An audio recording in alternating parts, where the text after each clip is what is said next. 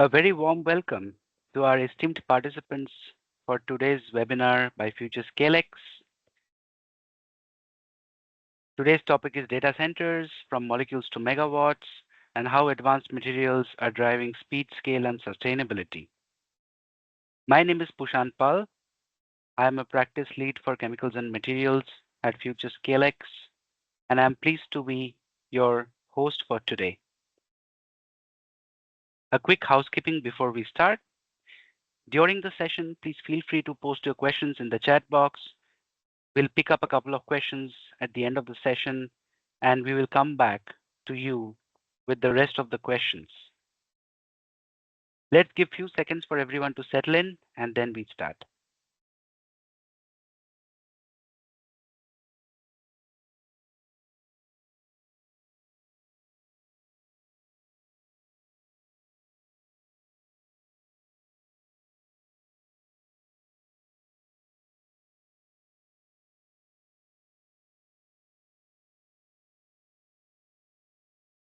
All right, here we go.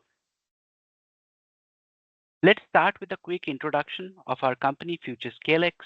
We are a global research and advisory firm, and we are focused on evaluating the commercial viability of emerging opportunities and transitions. We help our customers make informed investment and innovation decisions that drive scalable growth. And how do we achieve that? We bring our unique six-lens methodology, which is a holistic approach to evaluating scalable growth in the realm of investment and innovation decisions, starting with policy and regulations as a key lens, moving into technology and innovation, techno-economics as a core engine where we evaluate commercial viability and feasibility, moving into supply chain, digitalization, and go-to-market elements like partnerships and ecosystems.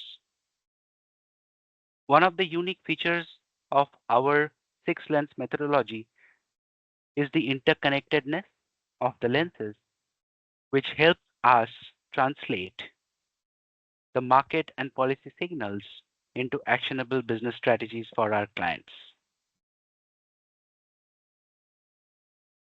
Now, today's session on data centers is part of our ongoing series where we are looking at evaluating the next big growth opportunities for chemicals and materials in areas such as carbon management, data centers, advanced electronics, energy storage, EV, and advanced mobility. Coming to today's agenda, we would be starting with the context of the new era of data centers, where we are looking at smarter, greener, and efficient build-outs in the next two horizons. Then we will be looking at chemicals and materials as a strategic enabler and why it is one of the key backbones to this massive build-out in the next years. We will conclude with the way forward and the Q&A session. Let's look at where we stand today. We are really looking at a data super cycle, which is powered by AI. And what that means is a 3x growth in the global data center capacity in the next few years, culminating in 220 gigawatt of net capacity by 2030 from the current base of 80 gigawatts. Now, this is a massive infrastructure expansion that we are talking about. And make no mistake, 70% of this total capacity of the data center build out will be attributed to the AI workloads. Now, what that means for ecosystem players operating in this space is to prioritize multiple elements on cooling, efficiency, and circularity in the next-gen data center build-out. Now, this massive super cycle is not without challenges. What we see is a triple squeeze on areas of cooling, circularity, and 24/7 connectivity For example, the AI-hungry chips, which are much denser today than the conventional racks, which used to use 8 to 15 kilowatts of energy. Another massive challenge we are looking at is while we scale up, the mounting e-waste that will come from this huge build out in the next few years. Just to bring some perspective, estimates suggest that 2.5 million tons of e-waste will be generated from the Gen AI data centers alone in the next 5 years. And finally, we are living in an era where 5.5 billion people are all connected together and networked together and accessing potentially AI-based solutions, which means the global data centers themselves need to speak to each other, which gives rise to a situation where the data centers need to sustain a 24/7 digital environment-led operations. Now, this triple squeeze also gives birth to four innovation frontiers, the way we look at it, which will be central to the success of the capacity build out in the next 5 to 10 years. And these areas range from thermal management and energy storage to semiconductor and electronics and infrastructure, which is one of the key backbones of the data center build out. For example, when we look into thermal management, which is one of the big topics today, we are essentially looking at a transition from the existing liquid and air-based systems to hybrid cooling, imagine immersion cooling, direct-to-chip processes, and eventually leading to closed-loop circular systems where zero water use is the new normal and recycling of raw materials such as coolants are very much adopted at scale. The next big frontier will be the energy storage because of the fact that this huge build out requires a lot of power and grid dependency is already a topic which is being talked about globally. So batteries become a key enabler and a key solution to maintain the stable flow of the ecosystem. Now on the energy storage space, we see the evolution going from the current generation lithium-ion battery build-outs, where typically we are dealing with energy density levels of 200 to 300 watt hour per kg to higher limits such as 400 to 500 watt hour per kg. We're talking about almost doubling in the next 5 years, and this will be enabled by solid-state batteries, flow batteries, so on and so forth. And eventually, in the long-term horizon, fuel cells have the potential to really up the limit and take it beyond 1,000 watt hours per kg. Next, when it comes to the brain of the data centers, which are the semiconductor and electronics architectures, we are surely moving from a GPU era to more of an AI-specific IC platform era, right? And the rise of chiplets and advanced packaging to go hand in hand with it. Eventually transitioning into an optical and a photonic compute space and mainstream circularity as a part of the semiconductor ecosystem within data centers. And the last frontier, which is infrastructure and circularity, which is what holds the data center together. We are looking at low carbon solutions today, which are already in play. We are looking at modular prefab builds, but the transition will be more deeper into reconfigurable systems in the midterm. We are looking at sustainable materials such as polymers, concrete, for example, which will gain more importance in the next 5 years. And eventually, in the long-term horizon, we are looking at an ecosystem where the product life cycle of data centers will yield a lot of end-of-life materials, and especially the high-value materials like rare earths, they will be recovered in a closed-loop system. Let's look at each of these innovation frontiers in more details and what they mean in terms of the material innovation. Now, essentially, when it comes to the first topic of thermal management, We are looking at a transition from liquids to hybrids to closed loop kind of cooling. But a core part of the solution is the coolants and refrigerant systems themselves. So today we are operating in the standard glycol water mixture systems, which are doing their job, but they will not be able to do their job when the energy density increases. So we are essentially looking at advanced refrigerants and also sustainable coolants like the biodegradable HFOs in the next 5 years, which will have increased adoption.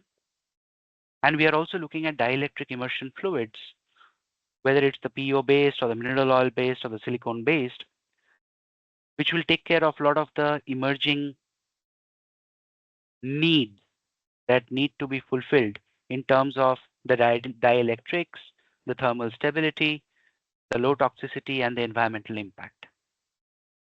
And eventually, beyond 2030, we are looking at a cooling platform which will be powered by nanochemistry, graphene-based thermal interface materials, for example, or nanofluids, powered by mixed metal oxides, CNTs, which will really help in managing the overall heat flux challenge and minimizing the energy losses in a high density AI data center environment.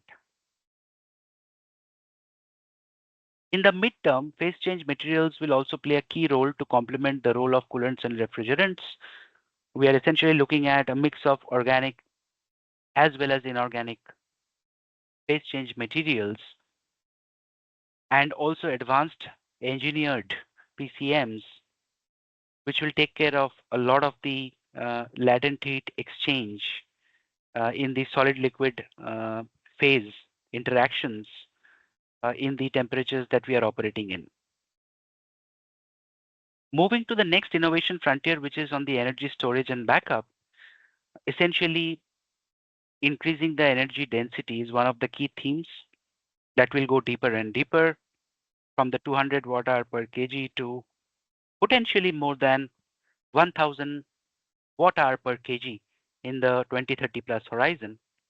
So we are looking at material perspective where we are going to move and transition from the conventional lithium, cobalt, nickel, LFC and MC kind of setup to solid state batteries, solid polymer electrolytes, role of ceramic polymer blends in the solid state batteries, which not only increases the energy density, but they'll also potentially take care of the safe operating environment, including fire retardancy. And also, we are looking at enhancing the life cycle of the battery systems. In the long-term horizon, we see fuel cells picking up and playing a really important role in upping the energy density game, but also bringing in a lot of efficiency and improving the life cycle further. Essentially, PEM systems, advanced materials including the platinum group metal, catalysts, imagine a catalyst coated membrane, or let's say the proton oxide conducting polymers, ceramic systems, composite hydrogen tanks for storage, which are all part of the ecosystem of the fuel cells, will be really important, and a lot of innovation has already started happening in that space today. Moving to the next frontier, which is the brain of the data centers, as we call it, the semicon and the electronic space. So as we stand today in the legacy silicon chip-led architecture for the GPUs, while that is good enough in terms of abundance of availability, easy processability, they are reaching the limits when it comes to managing the computing loads, the thermal loads, and the efficiency of the overall system. So essentially, we believe that power electronics is going to play a huge role in the midterm 2030 horizon. So we are looking at materials like silicon carbide or gallium nitride, which will really take care of the ultra fast switching between the bandwidths with minimal transmission losses, allowing you to operate in high frequency bandwidths.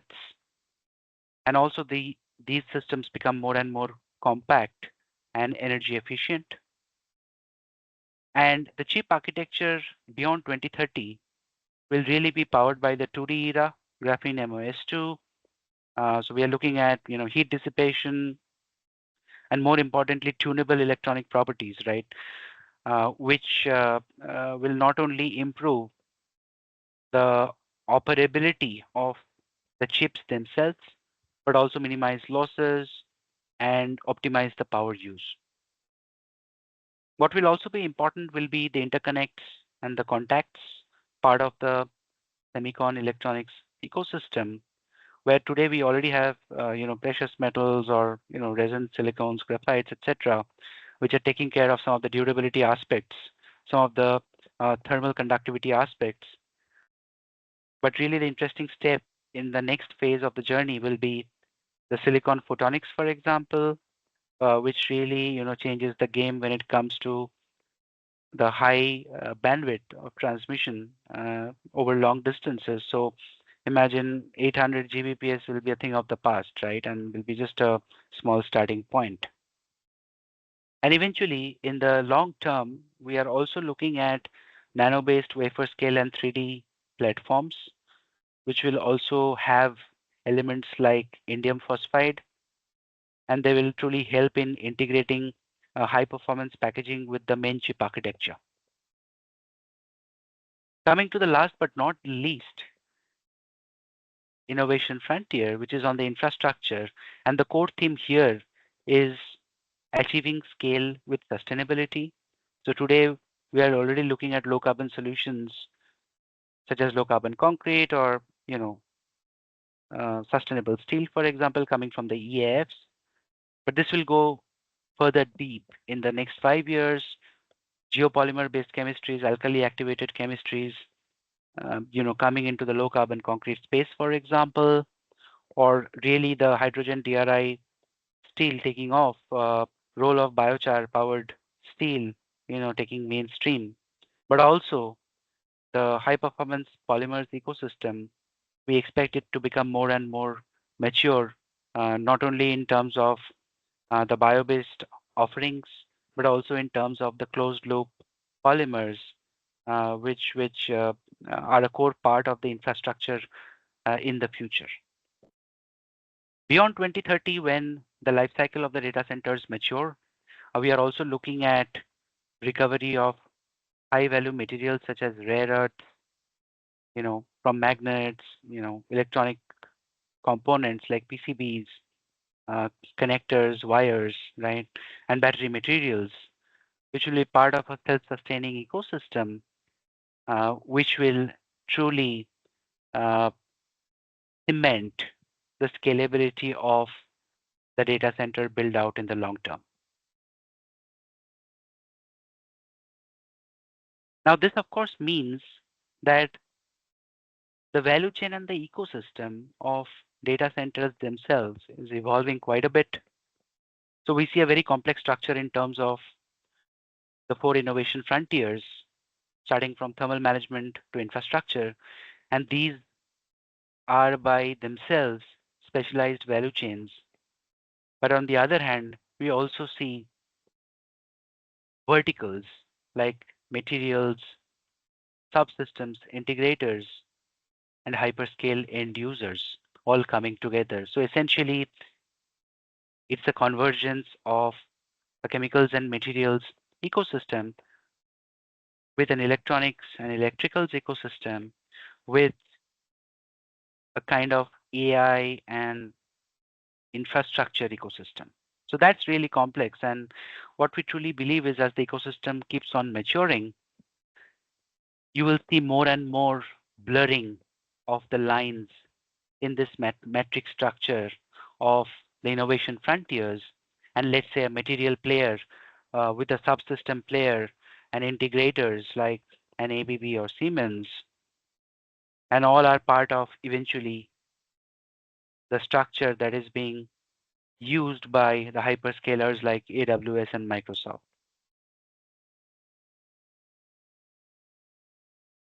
But this ecosystem evolution will surely be accelerated by the meaningful collaborations, and we are already seeing good signals in the four innovation frontiers that we are bullish about. Thermal management as a starting point, let's say companies like Chemours, ExxonMobil, Dow, They're already, stalwarts when it comes to thermal management solutions, be it refrigerants, coolants. But imagine them getting into specific partnerships, co-development, multi-layer alliances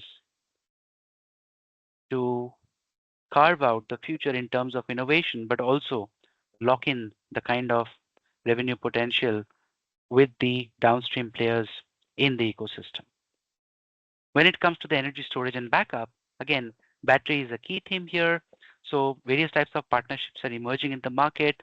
Some are on innovation side, right? So for example, Donghua, Digital Edge, that's more on the hybrid modular supercapacitor innovation co-development.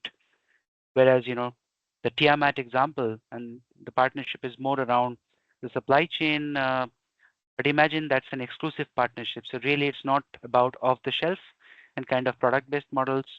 It's more about a business model which is value added, which has a solution-based approach that brings cost to value for the customers downstream.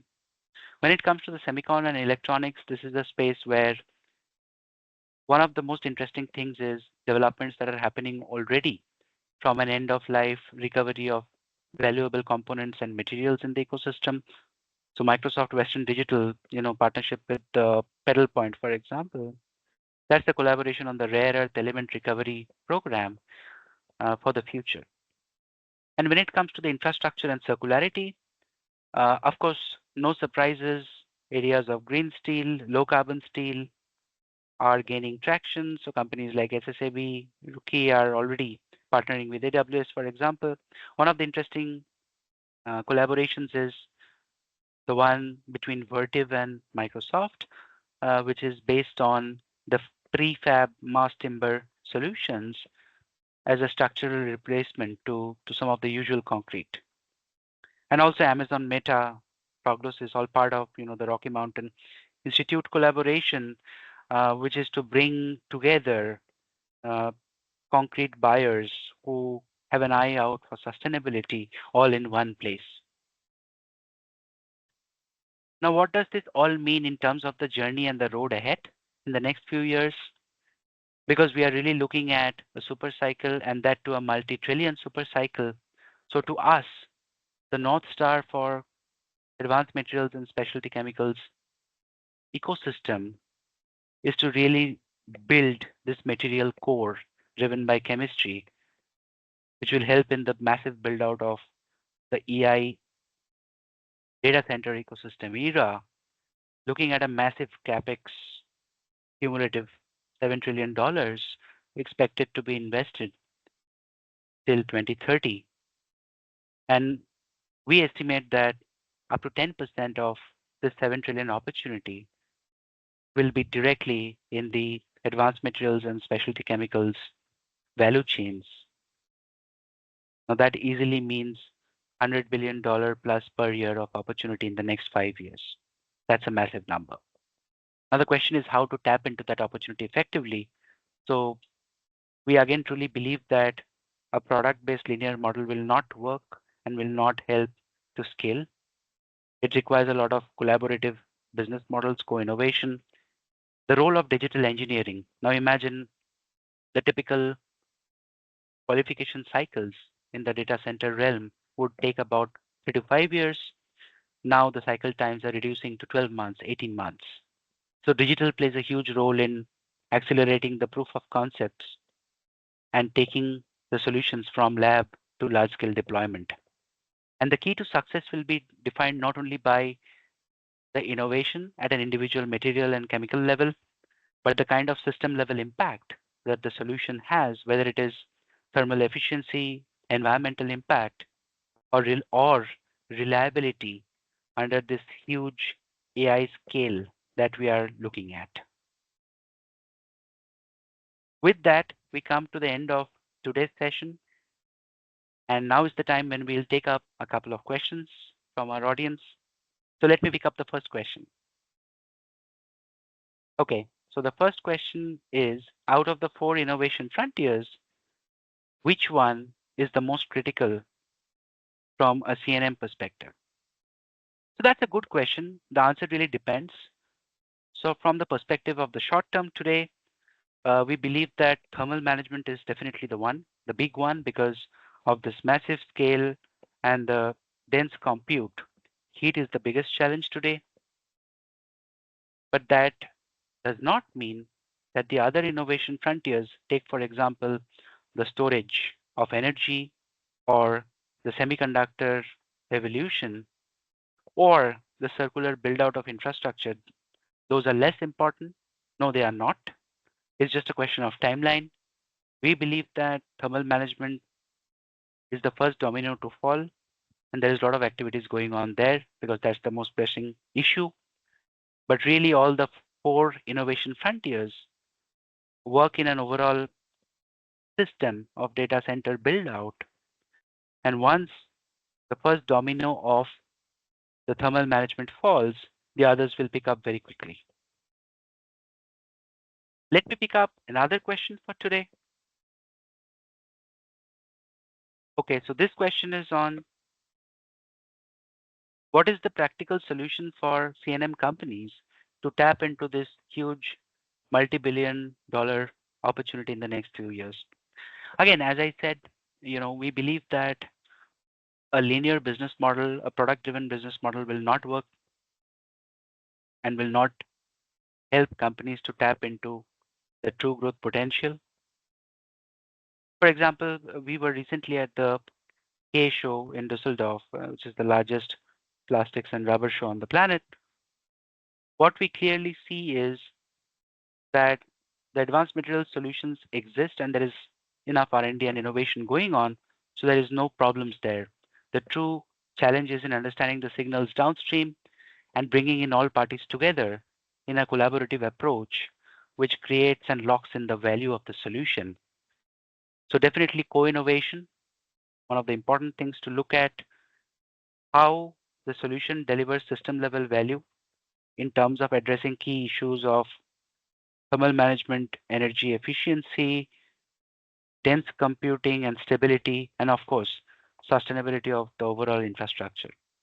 So that will be the key to success, and chemical and material companies need to proactively reach out to the value chain and start dialogues with the component manufacturers, the system integrators, and also the hyperscale end users.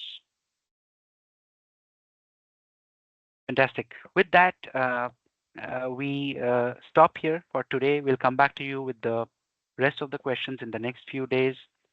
We'd like to thank you for your participation in today's webinar.